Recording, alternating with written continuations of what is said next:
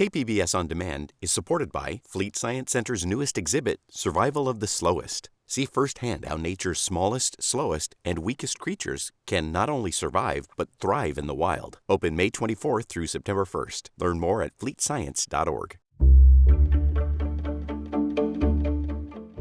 Good morning, I'm Debbie Cruz. It's Monday, April 7th.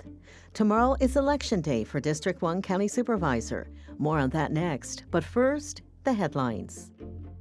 Officials are warning seafood lovers to avoid San Diego County shellfish that is not from a state-certified commercial harvester or dealer.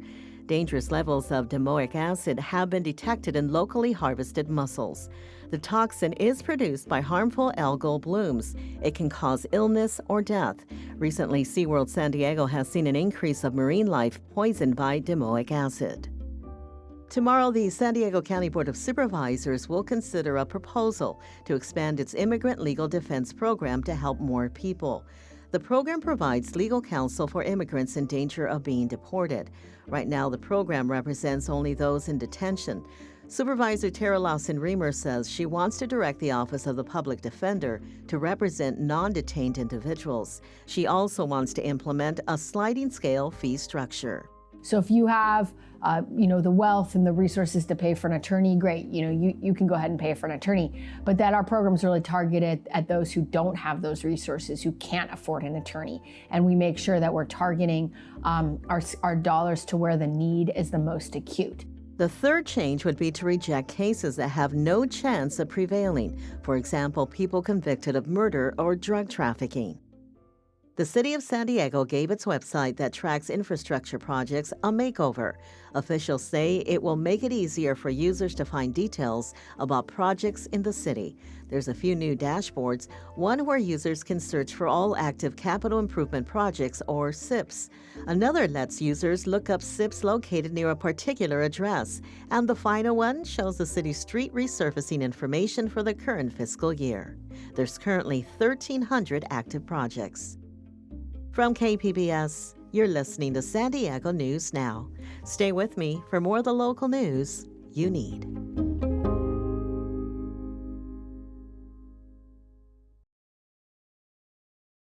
KPBS On Demand is supported by the National Conflict Resolution Center. Geopolitics, a divisive election year, and strained budgets are all topics that can create tension in the workplace. NCRC can help workplace leaders navigate polarizing issues with the Culture, Communication, and Conflict Certificate. More at ncrconline.com.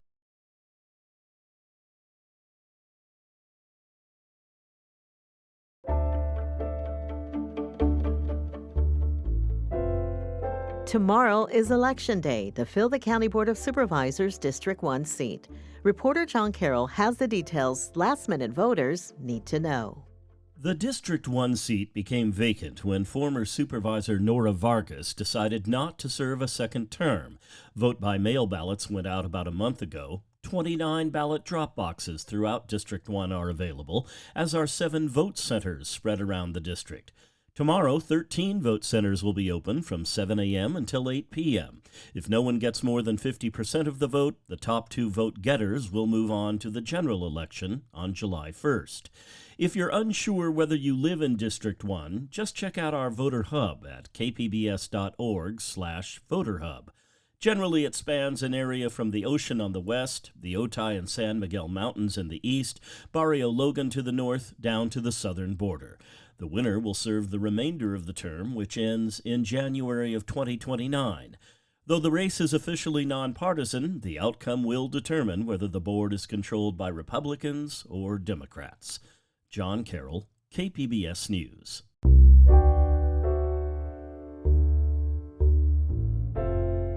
The Trump administration last month cut funding to legal organizations who represent unaccompanied migrant children in deportation hearings.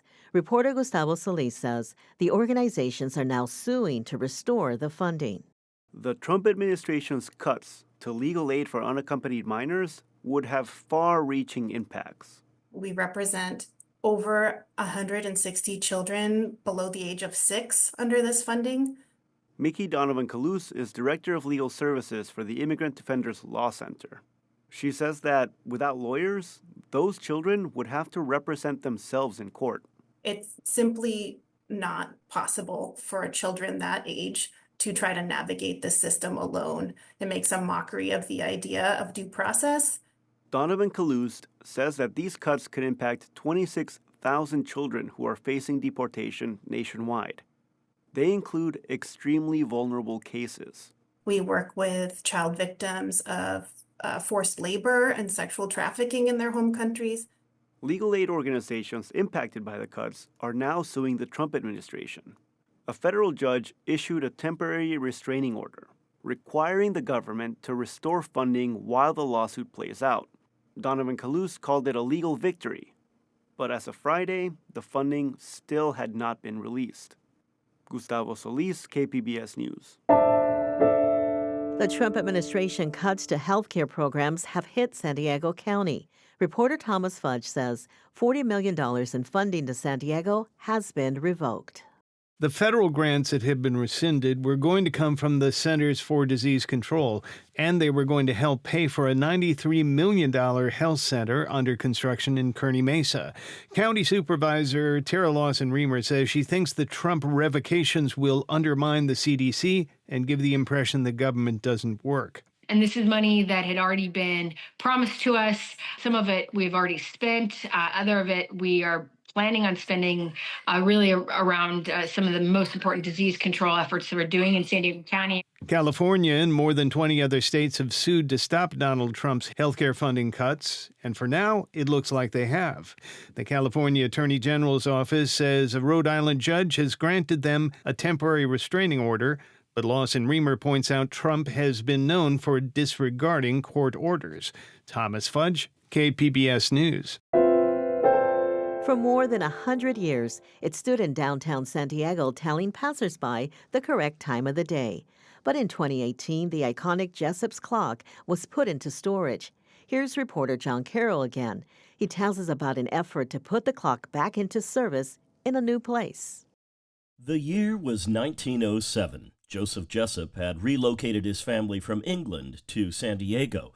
He opened a jewelry store downtown on 5th Street, what is now the Alma Hotel. He built a 22-foot clock and put it out in front to advertise his new store. There it stood for almost the next 80 years.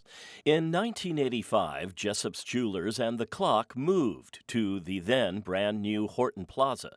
It stayed there until 2018, when, after being vandalized for a third time, Joseph Jessup's grandson Jim Jessup decided to remove it.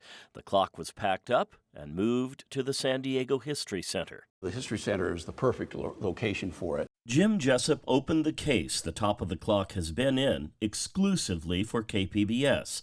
It's the first time the case has been opened since 2018. It is still in very good condition, the glass face with Roman numerals painted in black enamel, and something you might not know, the clock is not really a clock per se. The Jessup clock is made like a giant pocket watch. That's because Joseph Jessup was first and foremost a maker of pocket watches. There is no other clock in the world like the Jessup clock. And so he made it the way he knew how to make it. He estimated all the gear ratios that would turn the 22 hands in the clock, and it kept good time for 100 years. The clock is a marvel of engineering. One day, Jim Jessup was talking to a clockmaker, and he asked how, in the days before even slide rules, much less digital technology, how his great-grandfather did it. The clockmaker shrugs and says, "I just don't know."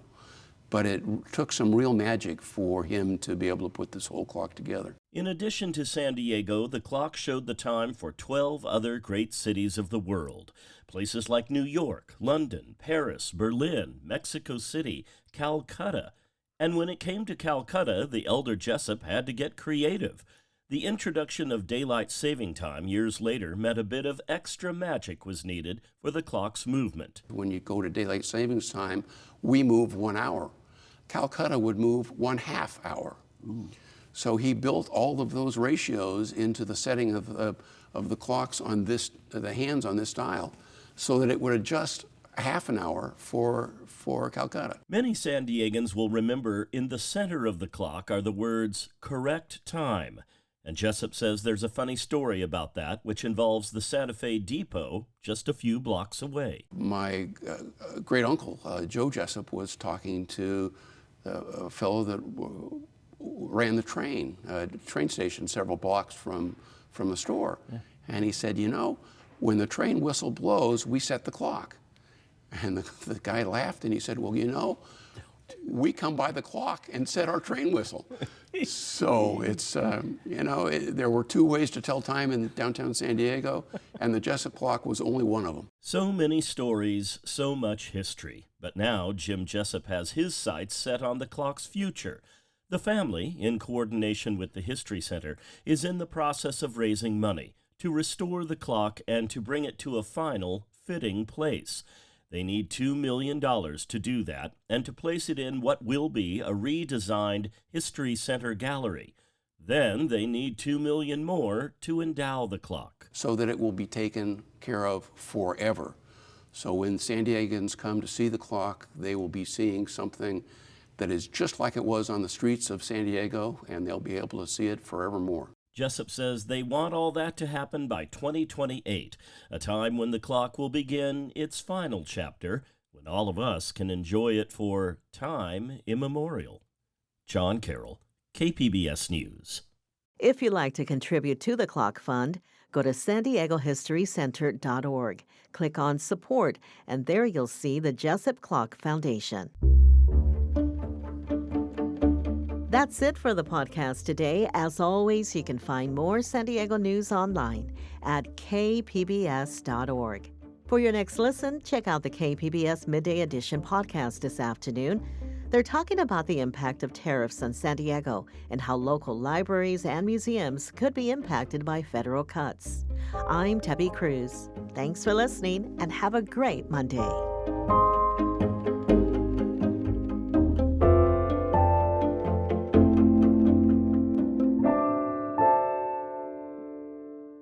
KPBS On Demand is supported by Latino Legacy Foundation, presenting their Storyteller series, Reach for the Stars with Ellen Ochoa, the first Latina astronaut. Welcome Serenade by the all-female mariachi Amapolas, Sunday, June 29th. More at LatinoLegacyFoundation.org.